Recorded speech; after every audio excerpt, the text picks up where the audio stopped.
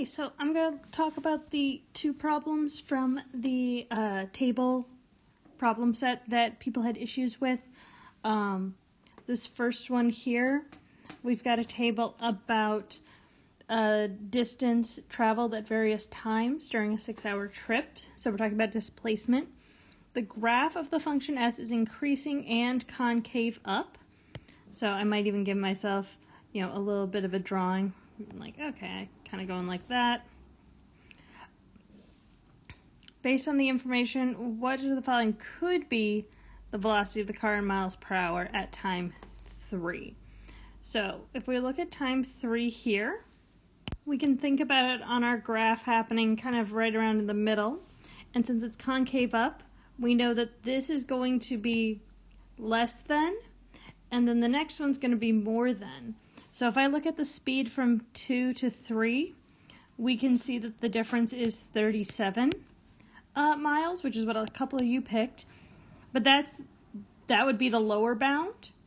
And then we know that the speed has the upper bound, but not included because of the concavity and the increasing. And then the next one is from 92 to 150, so that is 58 miles difference. So then we know that the speed has to be in between these two numbers, and that's how you get the correct answer of B, since it's the only one in that range. The other problem that a lot of you struggled with is here we have a twice differentiable function with selected values for the function as derivatives. What is the value of 0 to 1 of x times f double prime of x? So we're looking at a much more complicated version of the problem. But we have a product here, and that means that I'm going to start off by trying parts, where I say that u is equal to x, du then is dx, and therefore f is equal to dv, well, f double prime, excuse me, so then f prime is equal to v.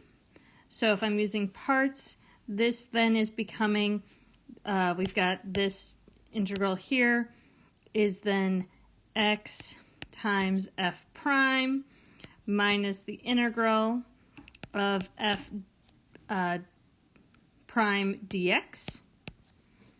So uv and then v du, which we can now take the integral of. So we've got x f prime minus just f, since by the fundamental theorem the derivative and the integral cancel out. And then we're still going to use the bounds of 0 to 1. So 1 times f prime of 1 minus f of 1 minus, running out a little space, so there's the first term. Second, 0 times f prime of 0 minus f of 0. And that's when we're going to use the table right here to figure out what those numbers should be. So first, f prime of 1 here is 6 minus f of 1, which is 2, minus 0, because we're multiplying by 0, and then the two negatives minus a negative f of 0, so then f of 0 is 1, which gives us 5. So two very different types just using the table system. Let me know if you've got any questions in the comments or on Zoom.